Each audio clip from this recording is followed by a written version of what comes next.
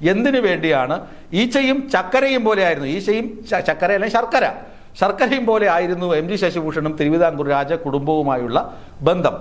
എന്നാൽ ശ്രീപത്മനാഭസ്വാമി ക്ഷേത്രത്തിലെ നിലവറകളുമായി ബന്ധപ്പെട്ട തർക്കവും കോടതി വ്യവഹാരങ്ങളുമൊക്കെ വരുന്ന സമയത്ത് ഇവർ തെറ്റി.